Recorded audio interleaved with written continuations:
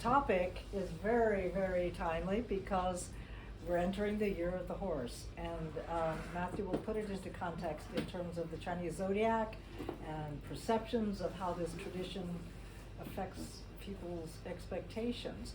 I know we've got a lot of questions already, like, when does the year of the horse begin? What was today, Li Chun? And so what is that? You know, all that kind of thing. And also, what do you expect to happen in the year of the horse? So let me just say a few words about Matthew. He is a true, authentic Beijinger, born and raised in Beijing. And for almost 2 decades, he's worked on mostly cultural heritage preservation, both built heritage and intangible heritage. He's a trustee of the Beijing Cultural Heritage Protection Center, and also co-founder of this lovely venue, the Courtyard Institute. And we're thrilled to be here. Over to you, Matthew.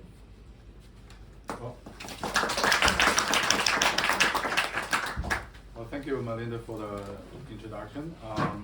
I am indeed a very authentic Beijinger. Even my English also learned here in Beijing. And this is my 20th year working on the heritage preservation. So I'm 5 months to go to be fully 20 years. Wow. So I started July 3rd, 2006. So I'm 5 months to go. So I'm very happy to have the chance to meet so many old friends, new friends at a very interesting date. Today is the beginning of spring, Li Chun, and so that's one of the 24 solar terms, also the first in chronological order. So many say that the year of horse really began from today, although the Chunjie, the spring festival, hasn't really arrived yet, which is due in 2 weeks. Whatever the reason is, I think you have picked a very good date. And that's very auspicious for us to talk about horse today. So, as many of you know, that this year is the year of fire horse. But why fire horse? Why it's not a earthly horse or it's a metal horse? So we are coming to that very soon. But just to help you understand and calculate. Especially we are all using Gregorian calendar. So in this calendar, to calculate how to define the year of horse, you can use this simple math. So you can use the year 2026 divide by 12. If the remainder is 10, then that's the year of horse.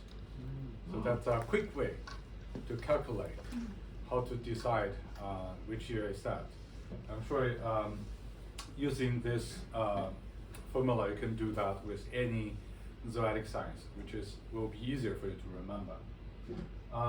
And for the year of horse, this is not any horse, it's a fire horse. So this year is Bing Wu Nian. You know, we have in China particular way to calculate the calendar. So this is Bing Wu Nian. And why Bing Wu? So let's look at these 2 characters. And we have to understand 2 terms as well. One is the heavenly terms. Secondly is earthly branches. And perhaps the third most important dimension to look at it is the 5 element system.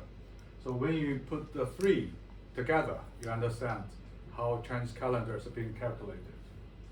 So these are the 5 elements. I'm sure everyone is quite familiar with.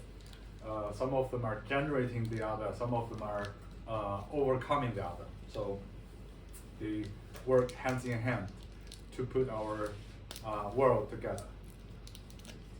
And this is a calculation. So we have the 5 elements, we have the heavenly terms, we have the earthly branches. And these are the years of horses in the past 200, about 200 years. So basically we give each heavenly term and each earthly branch a quality that either they are metal, they are wood, they are fire, they are earth, or they are water. So they were given different qualities. And as you can see, we have 10 heavenly terms, which can be evenly distributed. But we have 12 earthly branches. So for earth, we have 4 animal creatures, animal signs. That the quality is earth. And so these are the years related to different horses. And we are being Wu 2026. So you can see this year is very particular because not just a Wu representing fire. Horse itself is already a fire. But being the heavenly branch, also the quality is fire. So it's double the power of fire. So it's very strong, very young. Might be good, might not be good, but let's go into that. So every year, I looked at my files. This is my 3rd time doing this kind of talk for RS about zodiac signs. So one good thing is that you have some materials you don't have to sort. You can use the previous charts. but this year I tried to do something different. So when we look at this, it looks very random. But if you look for the particular zodiac sign, which is represented by the Chinese character Wu, we have Geng Wu, Ren Wu, we have Jia Wu, we have Bing Wu, and we have a Wu. So these are 5 horses hidden in a chart that are altogether 60 in a cycle. This is Chinese calendar. And if you look at vertically, we find some rules in this chart. So you have 甲乙丙丁戊己庚辛 and 壬癸. You see what I mean? So for this row, you begin every pair with 甲, every pair with 乙, 丙, 丁, 戊, 己, 庚, 辛, 壬, 癸. So every pair began with a heavenly stern. And these animal signs start with 甲, start with 子, which represents Mouse. the rat or the mouse. And this is another rat, another rat, another rat, another rat. So it's a ladder just coming down because it's 12, right? So this is altogether 10 rows, 10 columns and 6 rows, right? So this is how it's being calculated. So that means for within this cycle, we have only one wood horse. We have only one wood rat. We have one wood ox. So out of all the 12, there's only one for each element. So this is how the Asian Chinese people calculate. But again, how they come up with this 60-year cycle, if we look at the heavenly sterns, you see that this is how we write 甲乙丙丁戊己庚辛壬癸. This is how we write them today.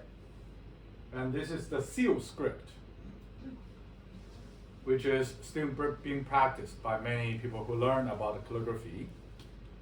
And these are oracle bone characters. Some of them look very close, like Yi looks very close to the seal script. And Xin looks also very close.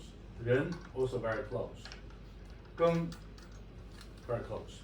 Some of them looked a little bit strange, like this one.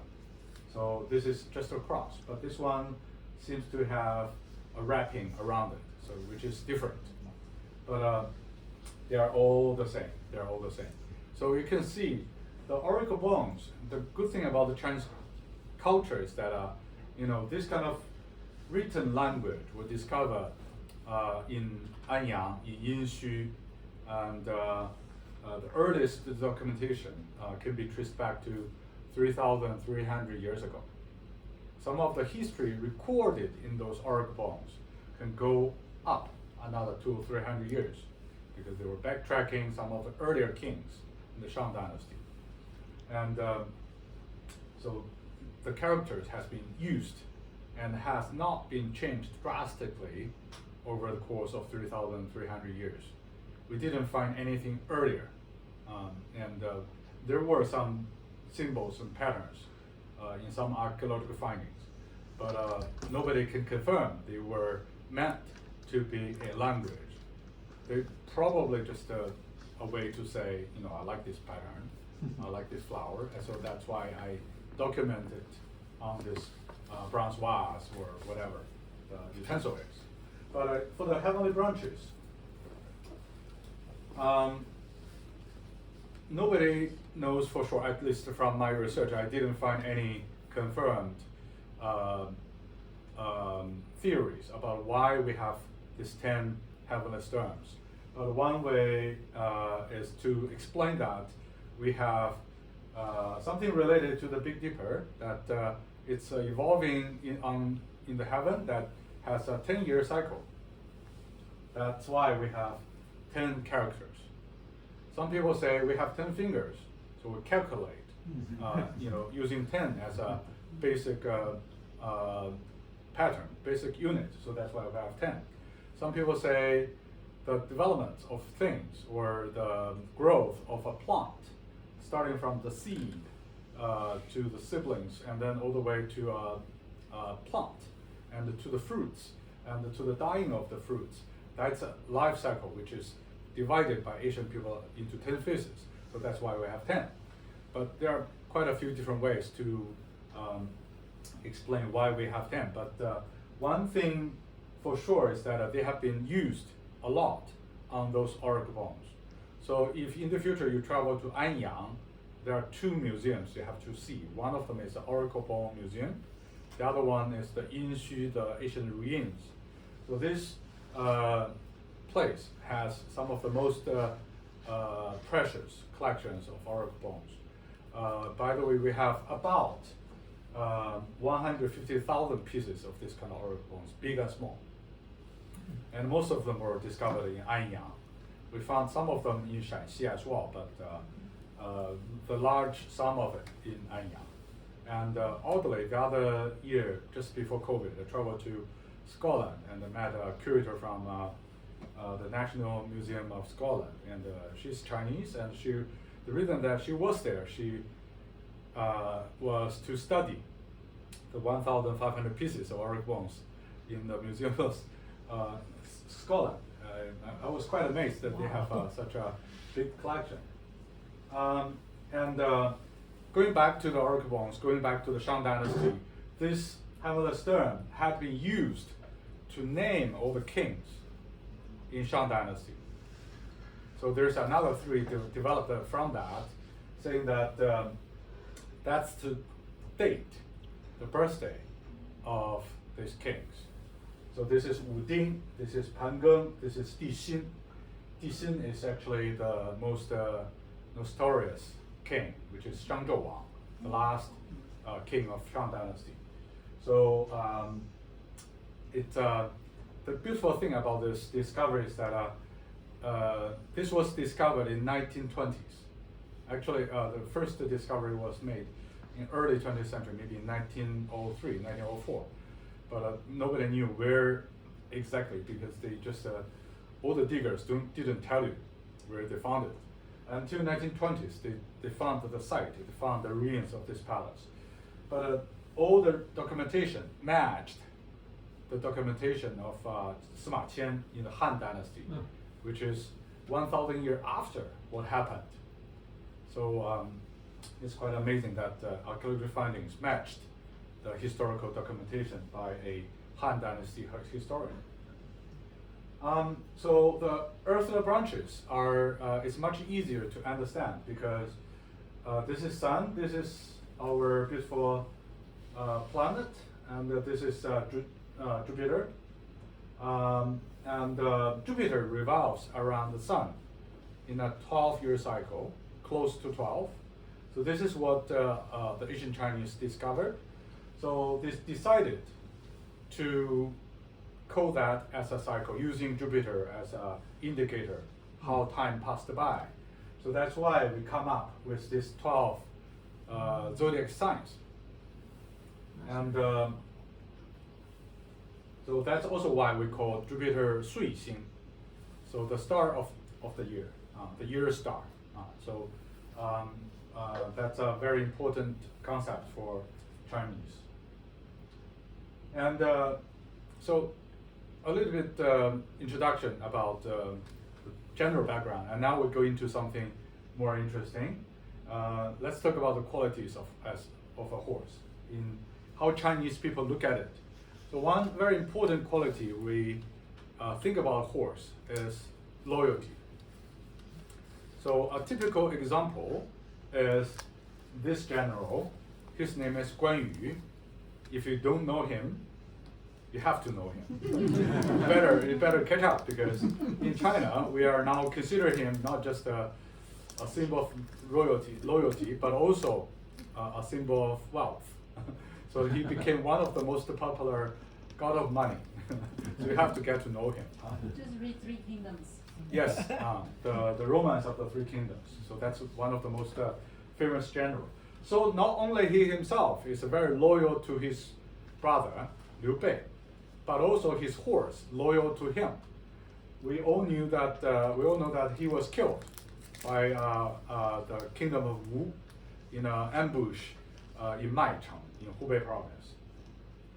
And after he was killed, his horse was captured. This is a very excellent horse. Everybody would like to have him.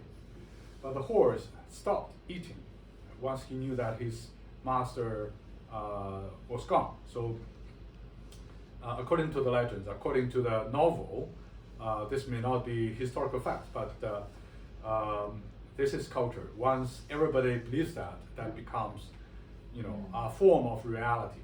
So this horse died of hunger, died of starvation, because he refused to eat enemy's food. So he, the general himself, and the horse itself, both being considered as the symbol of loyalty. And the second quality of a horse is talent. So whenever we hire people, this is for the HR people, if anyone working from the HR department, better learn this. So whenever we say we want a talent, then we call it 千里马. So a horse can run 1,000 miles or 1,000 li without taking a break. So that's the most important quality of capability, strength, energy, but most important, talent. So of course, this person is not just a horseman. He is considered a 伯乐. It's like a mentor who discovers a rare quality. So the story of 伯乐 and the 千里马 was that he actually found a sick horse, but he recognized that this is a horse that has the quality to run 1,000 li without taking a break.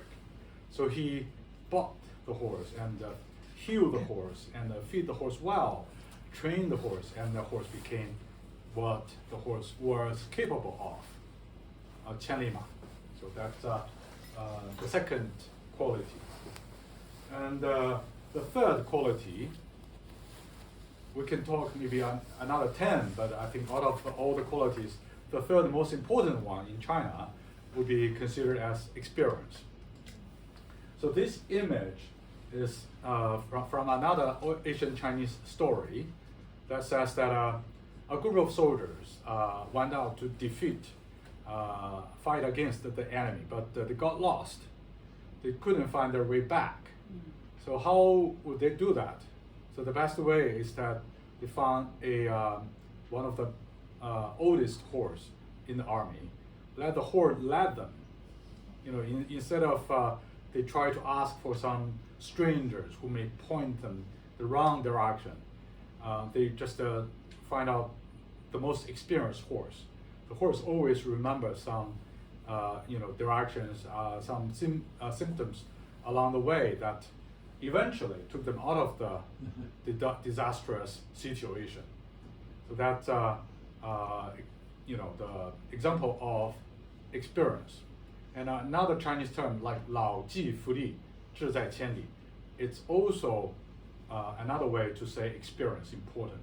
So an old horse, although was slowly chewing the food, that his ambition is what's happening in the future or in the warfield. So this is perhaps the third quality. Just to help you understand, I found a very interesting fact that out of all the Chinese characters, at least the dictionary I use, we have a total of 60 Chinese characters with horse parts, including horse itself, but all the other parts were made up using the horse as a radical. This is an interesting character. It reads like 四, but it means 4 horses, all together, but taking a chariot. So that's we're going to see one example later on. But these are altogether 24, another 24, and some of these characters means some kind of horses with black spots. Some of them are curly, some of them are red, some of them are white. So these were each one of them would be representing a kind of horse or something related to horse. And this is the last 12, 24, 24, and this is 12. So altogether 60 Chinese characters related to horse. And I will give you 3 horse stories. So the first one started from the Han Dynasty, in Western Han Dynasty, about 2nd century BCE. And this is one of the most famous Chinese emperor.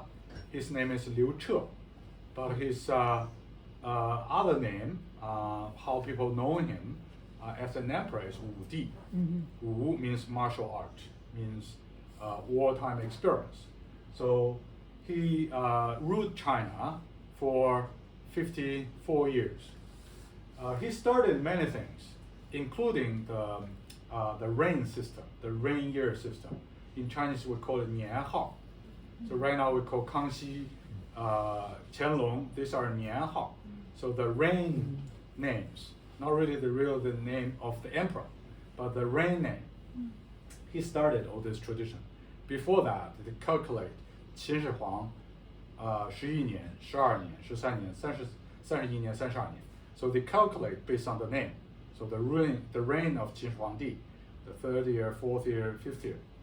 So it's just but he started the tradition of reign names. And during his 54 years, he changed about, I think 11 or 12 reign names. Whenever there's something auspicious happening or something disastrous happening, he will change a reign name, change a 年号. What I'm trying to say is that the reason that he was called a Wu Di was because the Han Dynasty, although one of the longest dynasty, about 400 years, Western Han, Eastern Han together, it started off rather risky the first emperor of the Han Dynasty, Liu Bang, the founding emperor, he led an army. He was very ambitious, so he was trying to defeat the invasion of the Xiongnu, the northern barbarians. So these northern barbarians were they were horsemen, so they were very swift in getting around. They maneuvered really quickly. So he was actually surrounded. He was sieged by the barbarians. So he almost lost his life, and could have led to, the loss of his entire dynasty, the fall of his empire. So this was 200 BCE. He founded the dynasty officially, claimed to be emperor 202. So that's only 2 years after he proclaimed himself as the emperor. So 2 years after, he was defeated by the northern barbarians. That's a traumatizing experience. So he never declared a war against the barbarians during his life. So does his son and his grandson. So until Wu Di, which is his great-grandson, so decided to completely get rid of all the threats of the barbarians. But one thing they face is that they don't have enough good horses. They don't have enough good horses. So this is Xiongnu, this is Han. And between Han and Xiongnu, there's a tribal state called Yuezhi. Some people call it Rouzhi.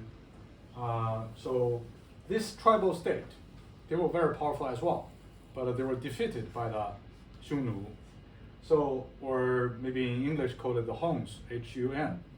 So the Huns, they were very good horsemen, as I said. So they defeated this Rouzhi. So these people actually ran over to somewhere between Chinese Xinjiang and Central Asia. So maybe more than the Kazakhstan area. And so Han Wu Di, in order to fight against the Xiongnu's, the Huns fighting the Huns. That's very interesting. So he decided to form an alliance. So what he did is that he found a very capable, very junior associate of him. It's not very senior. Although right now in China, everybody talked about him as a great hero. But when he started off, just a 30-some-year-old young lad, not very experienced, and no track record to prove his success. But he was very ambitious, would like to help his emperor to achieve something great.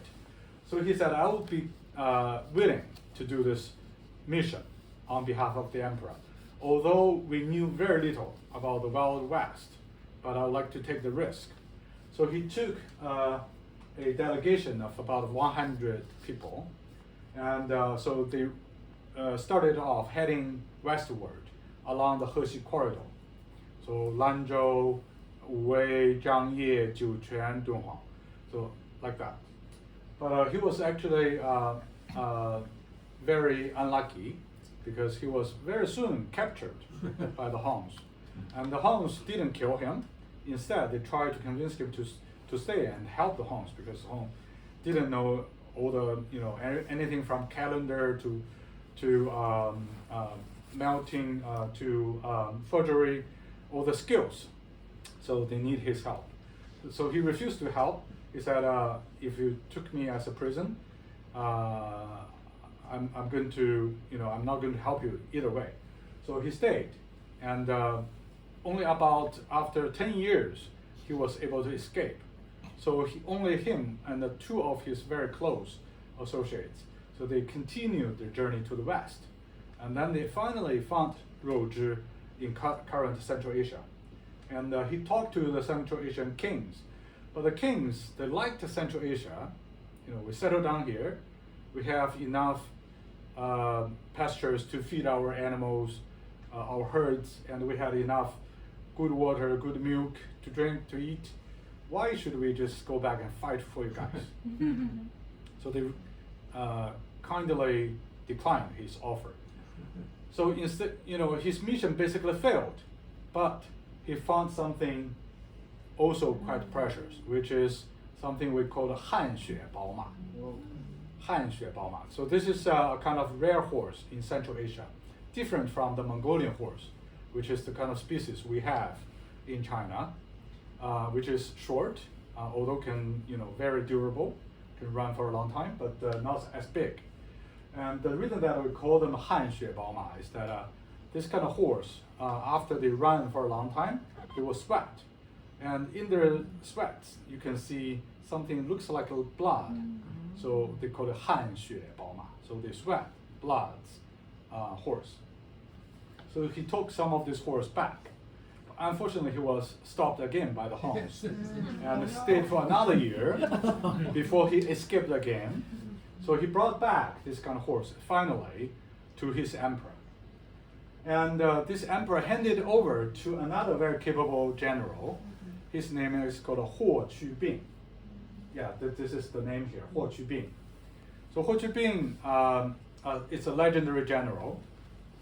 I have his year of birth, year of death. You can calculate how many years he actually lived. He became a very capable general at the age of 15. And he got one of his most important achievements, defeating the Huns with only 800 horsemen against about 5,000 Huns. And he won that battle. So he made his name. And he really fought for the empire, for the emperor, only 5 years. But these 5 years were splendid. He was able to achieve a great deal than all the previous generals combined. So he was one of the very first general in China who developed, a tactic to fight with horsemen. And so he was able to really go all the way into the headquarters or the where the Huns came from. In fact, I think recent years we found something in Mongolia, which is a piece of carving on a mountain slope that says, he had been there. So it was his achievement. That was one of the most important achievements he made. Another legacy he left for us is a place called Shandan. Shandan is a county in Gansu province between Zhangye and Wei. Zhangye and Wei on the south. On the south of the Hexu corridor is a mountain called Qilian Mountain. Qilian Mountain in ethnic Turkic language means heavenly mountain. So Qilian Mountain. In the middle of Qilian Mountain, there are large pastures that's good for training horses. So with the kind of 汗血宝马, Zhang Qian brought back, just breed it with the Mongolian horses. We started to have another species of horse called Shandanma. So some of you may know that Melinda and I, we have a mutual friend, Makemashita. So the first time I was there, I was with Makemashita. So he was shooting on a mission about Marco Polo, and he liked horses. So we didn't plan to go there, but when we stopped at a very little hotel, and there are some introduction leaflets says about this military horse ranch. So we immediately drove up all the Qilian Mountain and we found it. Nowadays, it's very difficult to get this kind of scene because there's no need for any military horses. The last time that we have this many horses for military purposes was when China had this offensive with Vietnam. That's in the 1980s. The second story is about the Buddhism. It's called a White Horse Temple. Temple of White Horse. This is in Luoyang. So if you go to Luoyang, I strongly recommend to go to this temple. Not very big, but very important for Chinese Buddhism introduction. This is another Han Dynasty emperor called Mingdi. So Mingdi emperor one day had a dream. He dreamed about a golden figure, very tall. And he talked about his dream to some of his ministers, courtiers. And they said, okay, maybe that's a sign to say there will be sage coming from the west. So should we just prepare such a trip to welcome this kind of, sage people? So they started a expedition. This was 64 CE, Common Era. And so they went up all the way again to Central Asia. So by this time, the Silk Road already formed and protected by the very strong military forces of the Han Dynasty. So this mission was much easier. So they got to Central Asia. They found two very famous monks. So they were called She Moteng and Zhu Falan. So they were invited to come to China, together with their sutras.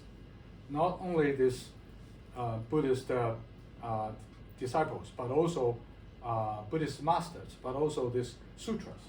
So both the masters and the sutras arrived in China on a white horse. So that's why, even today, in front of this temple, you still have two white horses. It's not very common to have horse carvings, sculptures in front of temple. You may find this in front of mausoleums, but not in front of temples.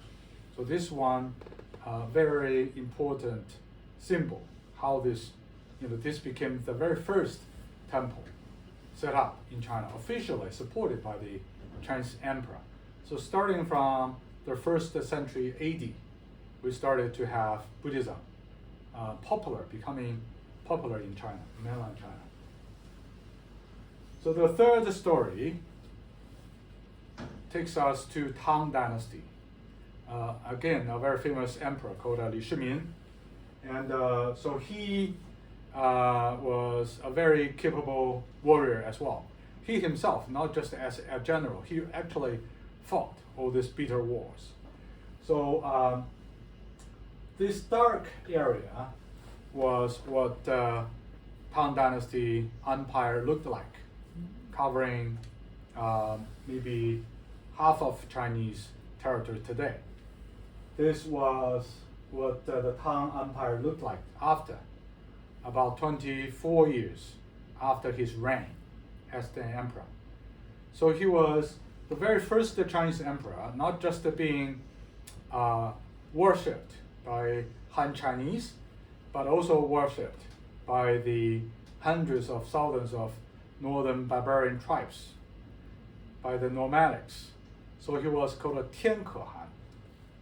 So all the other Chinese emperors were called Tianzi, the son of heaven. But he was called the Khan of the emperor, so the Khan of the heaven. So not only respected, considered as the emperor of the Han part, but also the northern part. And in fact, very many people believe that one of those reasons was because his family actually had some blood from the northern barbarians. But we're going to talk about his horses. But before that, let's come to Beijing, since we're here in Beijing. This temple you have to visit. It's called Fayuan Si. If you haven't been, it's a very beautiful temple. The lilac and the flowers in spring is very famous. So try to go there in March and April.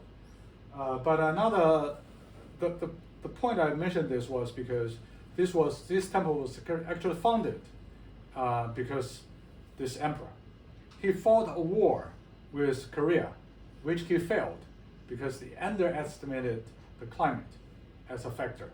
So they were defeated by the Koreans. So some of the soldiers were actually from this area. It was called Yuzhou back then. And so in order to worship all these martyrs, so he built a shrine, which is called a Minzong Ci. So that's the earlier reincarnations of Fayuan Si. So that was the Tang Dynasty. Although nowadays we don't see a thing on the ground from the Tang Dynasty. There were some ceremonial column base.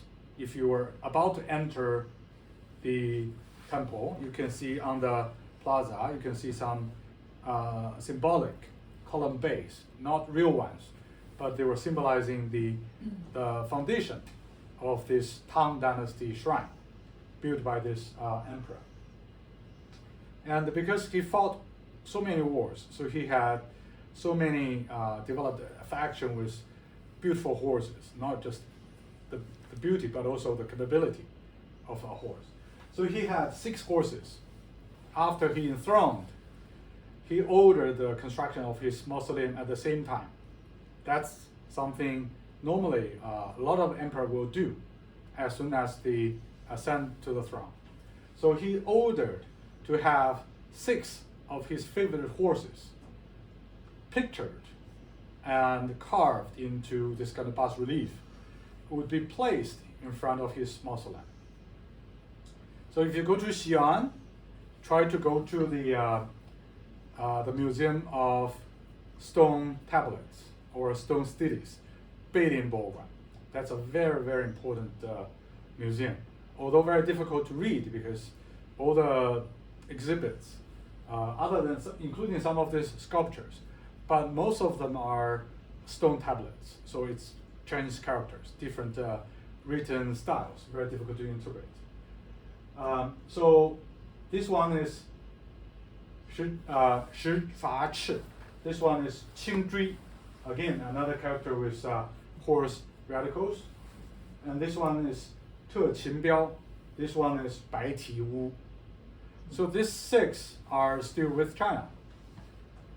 These 2, although you can see them in Xi'an, but they were replicas. They were not the real ones. The real ones went all the way to the US. Yes. To the US. In the University of Pennsylvania. UPenn. So one of them is called 萨路子. The other one is called 全毛瓜. 萨路子. I found a very beautiful English translation for the name. It's called Autumn Dew. Autumn Dew. And this one is curly, called curly. 全毛瓜 is the curly hair. There is another beautiful story about the horse and the emperor. So when the emperor was still a prince, so he was trying to fight the warlords occupying Luoyang. So that war was very bitter. So at one time he was on a scouting trip. So he was only with a small group of soldiers. So he was spotted by the enemy. So 1,000 soldiers came out of the city trying to capture him. He has a very good horse, so they couldn't run very fast. But still, they were actually surrounded from all sides. And all of a sudden, there was an arrow coming his way, hit the horse. So the horse was heavily injured. But the horse tried very hard to get his master out of the ambush. So they were trying to get away. And so he was with a very close friend of him, which is a general. And so this general ran out of the ambush together with the prince, Li Shimin. And as soon as they were safe, so this general was trying to pull out that arrow. Once the arrow pulled out, the horse died. So the horse was a pain for the emperor himself. So that's a very memorable experience. So that's why it was being recorded. And these horses, the reason that you can see all the cracks, it was because of a dealer, artifact dealer. This guy is called C.T. Lu Qinzhai. He's a very famous or notorious dealer for this kind of artifacts. He actually made a lot of money by selling this to foreign buyers. And so he had actually built a villa in Paris, very odd in shape. So he was actually trying to sell these 6 horses because during the first 20 years of the Republic, it was very chaotic. So all these warlords, they were trying to compete with each other. So nobody cares about cultural heritage. So he took the chance. So he bought some of the artifacts, paid a lot of money, so the local farmers would be very happily helping him to get rid of all this stone stuff. But because it's so heavy, so big, so they smashed them into pieces, trying to transport them. And he was initially trying to sell it to this guy, who is the elder son of Yuan Shikai, the very first president of the Republic of China. But this guy said, "What? You smashed them, you idiots." So he refused to pay the money. So instead, he found another buyer, who is a very famous American engineer and later business tycoon. So he paid for these 2 horses. So they were trying to get the other 4 horses, but then somebody stopped him. So he was only able to sell 2 horses to this guy. So he later donated these 2 horses to Yupan. Now I'm coming to some treasures after the stories. So this is, of course, another very famous piece of heritage treasure. It's from the Terracotta Warriors Museum. Originally, these horses were placed together with the Terracotta Warriors, but now they were transported back to the mausoleum. I'm not sure if you know how big the tomb area of Qin Huangdi is. Can you take a wild guess, Michael? It's huge. It's huge. It's the total tomb area, wherever you can find some underground burial sites for this or something planned for him, was about the size of everything within Second Ring Road, Beijing. That's about the size of his tomb area. So what we have discovered with Terracotta Warriors, just the tip of the iceberg. We haven't really looked through everything yet. So every year there was some interesting discovery. Alan, if you remember that we invited Dr. May from Joseph Needman Institute to talk about his discovery about those bronze geese, right? So those were part of his tomb area. But these horses, they were made half of the life size. And when they were first discovered, they were in pieces, hundreds of thousands of pieces. So they were not together. So 2 chariots by 8 horses. And this is the interior. So they actually made everything. It's a very good piece of heritage, a piece of artifact for us to study and understand how the first emperor of China designed all the rituals, all the daily utensils. And are there any rules? What kind of decoration he would like to use? What's his taste like? So this is a very vivid interior of the chariots.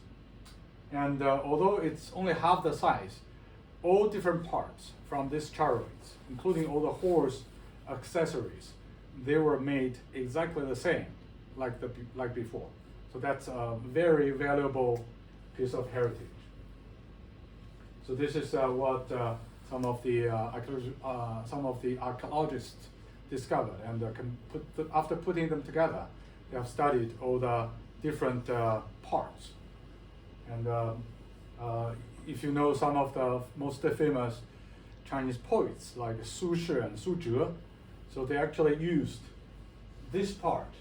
Shi is the horizontal bar that they hold when they ride the chariots. So that part is called Shi. So each individual part has been given a name. And in fact, lots of our idioms came from this kind of Asian chariots. Su Zhe is the wheel. And so the brother is the wheel. The elder brother is this horizontal bar. So that's a very cute way to pick names for your sons. But that shows the importance of this kind of chariots. And this is, we are coming to the last dynasty, the Qing dynasty. So Emperor Qianlong, the Gaodong Emperor of the Qing. And this is his portrait, of course, but looks very different from all the Chinese emperors' portraits, right? Because it was painted by an Italian missionary, Jesuit missionary, Castiglione. What very unfortunate is that a painter never painted for himself. So we don't really know what Castiglione looked like. But we know that he had painted so many pictures, so many paintings for the emperor, and so many horse paintings. So this is one of his painting for the Emperor Qianlong. And this is called I think this is called a 四骏图. So 4 horses, a set. And this one, 8 horses, 八骏图. And this one, 10 horses, 10 steeds, 十骏图. And you can see all the chops, meaning that the emperor must have seen all these paintings himself. And this one is also very cute, because Qianlong Emperor considered himself 十全老人. So as a senior, as a Chinese emperor reached to that age, he was able to make achievements in 10 different categories. So one of the category is his martial art achievement, his war against rebellions. So he fought 10 wars, and some of the best soldiers, generals from those wars, he asked Castiglione to give a portrait for them. So Castiglione must have seen these soldiers really on the training ground, doing all these gestures. You see how long the spear is.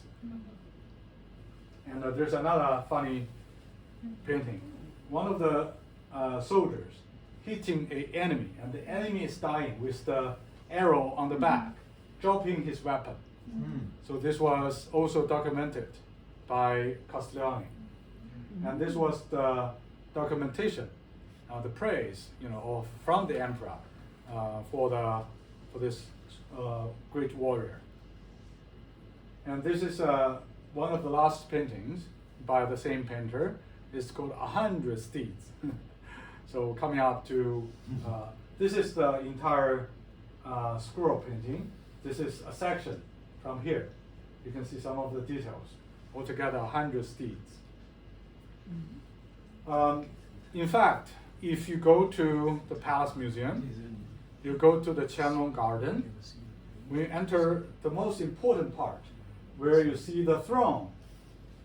On 2 sides of the throne, you can find this kind of writings. These writings were made by mother pearl. All the white part were mother pearl inlaid in very hard wood. So it was written, the calligraphy is from the emperor. So it's documentation about 2 of his 10 victories, 2 of his most important victories. And even if you go to the Confucius Temple, you can see this pavilions. Even if you have been to the Confucius Temple, maybe you have gone past it without noticing it. It's actually a huge city documenting the victories against all these barbarians. Like there was a rebellion in the south, which is close to Wenchuan, where the earthquake happened in 2008. There was a group of Qiang people rebelled against him because it was so mountainous. So it's very difficult to really conquer all these tribal castles. So they trained very hard in Beijing and then sent them down there. It's a special force trained here in Beijing and then sent down there. They defeated all these enemies. After they came back with the victory news, they erect a city documenting the victory. and in the Confucius temple. So not just in the Confucius temple, but in a few other temples, including the ancestral temple as well. So that's to say, ancestors, including Confucius, bless me for my, the prosperity of my dynasty. So it's all interrelated. The last piece of treasure is related to the old summer palace. This is one of the 12 zodiac animal fountain heads. This is the head of the horse. And I'm sure you have been to this site if you are in Beijing long enough. But this was what the palace used to look like. The palace was designed most likely at the help of people like Castiglione, who traveled all the way from Europe, settled down in the court, serving the emperor for multiple functions. Some of them about calendars, some of them about painting, some of them about some other kinds of design, including clocks. So there's altogether 12 animals. This is a huge fountain, and one of them is a horse. This is what the area looked like today. You may have seen the ruin. You have there's actually, I'm sure there is actually a sign that with that same picture that I showed you earlier. And with the horse head, Stanley Ho, the gamble king of Macau, in 2007, I believe. Yes, 2007. So he, there was a, because I think Chinese people are very crazy about this kind of 12 zodiac animal heads, because they were not that expensive because of the value of the material or the craftsmanship, but rather because of the history that's associated with this piece of treasure. So eventually, Stanley Ho paid 69,100,000 Hong Kong dollars for this one single piece of bronze, and to get it back. And he later donated to the Museum of Yuanmingyuan. So it's now on exhibition, on permanent exhibition, in the old summer palace. This was one of the gardens, temporary ones. So they made all these 12 animals with the body. Of course, it's a replica as well. So some of the interesting places where you can find horse patterns. Again, going back to the newly reopened the palace of mantle cultivation. I found this in one of the stone bays where they hold a piece of very interesting rock. It's outdoor, so it's very easy to photograph after the railings. There's a horse. The horse carries something on the back. Here's a turtle, also carries something on the back. It's actually related to He Tu Luo Shu. So He referring to He, if you read Chinese, you understand it's river. But when we talk about He in China, especially Asian China, refers to one river only, which is the Yellow River. You have to keep in mind that Yellow River was not yellow only until maybe about 1,000 years ago. Only because we cut down too many trees. So erosion caused the coloring of the river. So legend goes that there's a horse emerged from the Yellow River, a turtle emerged from the Luoshui River, so all carrying some interesting patterns on their back. These are the two patterns, which later developed into Chinese yin and yang theory, 5 elements theory, 8 diagram theory. So everything came out of these two patterns. So of course it's legendary because we already knew that this was a reinterpretation from the Confucius scholars, masters in the Song dynasty. Before that, this kind of legends, maybe they were there, but not as obvious, not as sophisticated. But at least, this is already something being passed down for about 1,000 years. So it's good to know about the horse pattern and the turtle pattern. When they have something on their back, you may find this wherever you travel around China. Sometimes maybe in a little village, you can find something like this.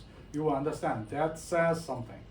That's really pointing you to the origin of the Chinese thoughts, the Chinese mythology, the Chinese interpretation of our world. So that's utterly important, no matter how hard we stress the importance. And this is another place where you can find horse patterns. This is in Wutasi. And this is what we call the Museum of Stone Sculptures. This is actually one of my most favorite museums in China, because, or in Beijing, because it's actually has artifacts that goes all the way back to Han Dynasty, all discovered in Beijing. And that really helps you to understand a full history of Beijing for the past 3,000 years. And this is also a very rare example of a special form of pagoda. We have very many different styles of pagodas.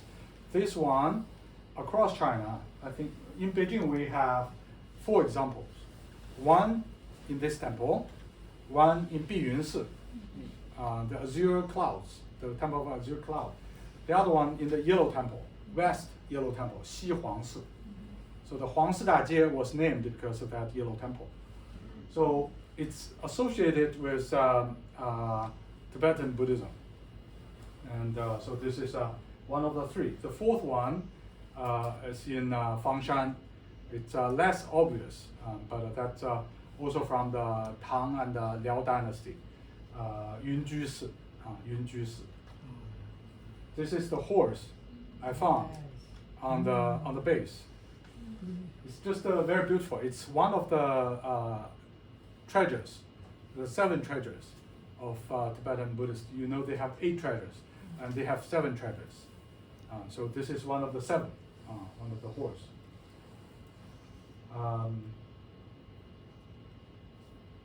And this is going to be fun. This is going to be fun. What is this?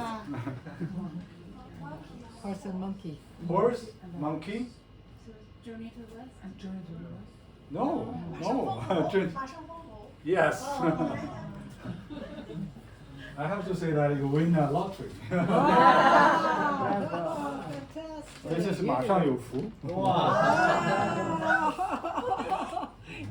Good for you. We still have a few other pieces. So question is welcome. So this is a ma. This is ho. This is not a butterfly. It's a bee or a wasp. So feng. So this is the Chinese Asian way to find a 谐音梗, a pen. So on the horse you have a monkey, you have a bee. Sometimes they have a beehive to symbolize, because bee is very difficult to carve. But sometimes they just use a beehive. So it means that you have something very important coming up, meaning that a rapid promotion.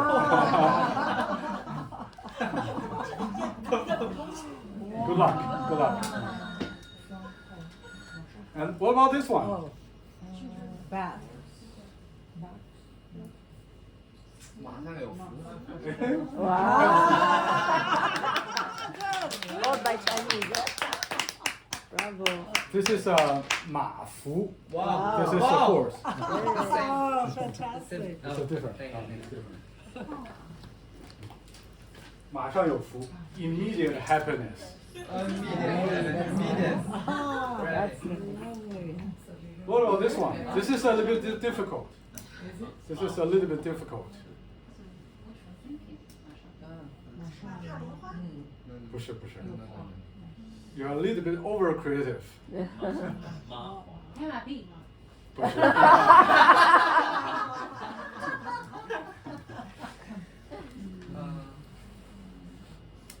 You have to know what kind of flower that is. 是牡丹吗？啊？啊？茉莉 No. 什么花呢？是牡丹。啊？Sorry? Lotus? No. No, no. Peony. Who's that peony? Peony. Peony. Yes, it's peony. Well, but I don't know Bravo. what it is. Still don't know what it is. What that is? Makes sense.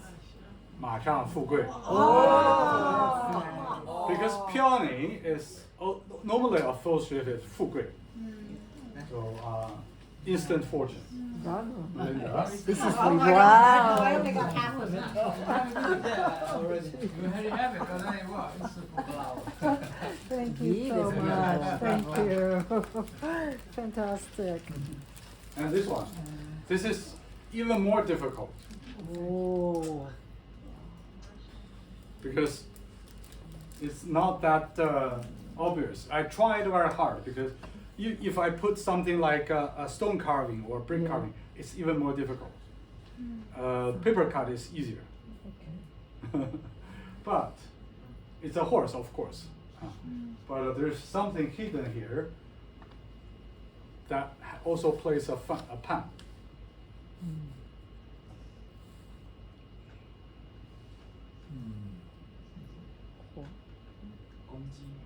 Huh? Attack. Say it again. A rooster 공지. in the upper part. No. Tree or something? Has he got too many legs? Oh, that's interesting. Yeah, Oh, totally. yeah, 5 legs. Oh yes. I don't know. I didn't make it. Not my mistake. But that's not the point. No, I don't. Oh, no. Okay, look this part. No, what is that? Eating something? Huh? Is he eating something? There's something in the mouth, yes. But not for. Oh, Yes? it's a Yes. bow. Yes. Oh. What is It's this? 马到功成. Wow, that's great. Sarah, Wow. very good.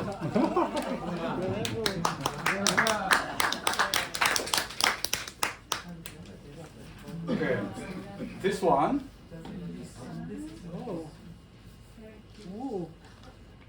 What is it? Presentation. Gosh. I have to say I made it up.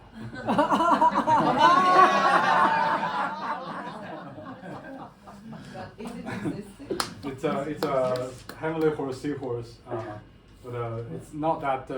It looks very much like a dollar sign. Okay. You see it?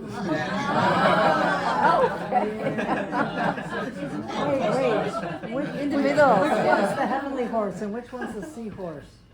They're both the same. There's no difference. Oh, There's I no see. difference in that, Okay. yeah. Are they seahorses or 这个 heaven horses? 这是那个原石，什么？是原始。是原石。对。Okay, some, useful phrases. Some useful phrases. So this is, really the beginning of the horse year. Last year, remember when we talked about snakes, it's very difficult to think about something, auspicious, fun to use. But for horses, you're never short of this kind of phrases. So when you say 马到功成,一马当先, you can say that to your friends, meaning that wish them great success. For kids, 龙马精神, you think about Jackie Chan, always energetic. That's 龙马精神. 天马行空 sometimes can be a little stressful for parents. It's imaginative, but sometimes can also be very naughty. 天马行空. For business, of course, 万马奔腾, just like 10,000 horses running Yes. together. So that's prosperous. 俊业日新, that's a very good term for you to say that to your friends who are doing business. And for Korea is you can say 一马平川. So you don't have significant difficulties or challenges in your undertakings. So these are some of the useful phrases. And although I'm not a fortune teller, but I think that people might be interested to know that there are some lucky colors, there are some lucky numbers, especially for those people who are from the year of horse. Are there anyone from year of horse? Yes, we You have are. one. Fire Two. horse. We have a fire horse. We have a fire horse? Really? Don't tell that. We know it's I told her she didn't look that up. Are you also a horse? No, I was told because it's a fire horse, maybe color red is not such a good idea. This year should be a little bit more subtle color. That's what I read somewhere. Okay. It's a little different from your. As I said, I'm not a fortune teller, so don't believe me. But for the two horses, we have a small gift. Can you pass it down to that lady over there?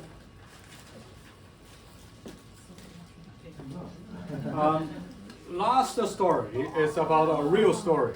It's about a real story. I learned about this not because of my research about this subject, but I learned about it accidentally when I was trying to learn something else. But this is the only wild horse species in the world, and which went extinct in the wild in 1960s. So they were last observed in Outer Mongolia. Used to be very popular in Xinjiang, Western Gansu, Inner Mongolia, Outer Mongolia, some part of Siberia, Kazakhstan as well. So this kind of horse is called a, I can't really say this. Shravsky. Yeah. So this is kind of wild horse species. So, just like Chinese David deer, so this kind of horse species, they were captured, they were sent to some zoos around the world. So some of these zoos helped to keep this rare species alive, although went extinct in the wild. But in some zoos in Netherlands and in Czech Republic, so they found some of these rare species. The reason that we would like to reintroduce them to the wild was because in some part of China, we have huge desertification problems. And although we try to replant, we try to plant trees, but human activities are one thing. But when you reintroduce a kind of species, used to be playing a very major role in the ecosystem in this area, that's another thing. So the urines, the poo-poos, and all the activities of this horse, and the kind of grass they eat because of the shape of their teeth, so they can only bite certain part. So everything combined actually helped a great deal to transport, the seed of the horse, the seed of the grass around in that area. So it's much successful way to fight desertification process. So I heard that this kind of horse, at least in China, we don't know about Outer Mongolia, had successfully secured the fruits of our effort to make that area greener. So that's a very lovely story to end with for today. And this is one of the efforts. They sent these horses from the artificial environment into the wild. And with that, I'm going to conclude for my talk today. Always, a little bit beyond my time limits. But this last one is also very interesting. It's from Gansu province, from the Museum of Dunhuang, and that shows a courier along the post system in the Han Dynasty. It's a piece of brick, but they just paint it. It's supposed to be the interior of a tomb. So the Han Dynasty tombs, they would like to carry everything with them. So they try to make a lot of interesting drawings. That's a very important way for us to learn, the thoughts and the life of the Han Chinese people in the Han Dynasty. So thank you very much, and I wish you all a happy Year of Horse. Thank you.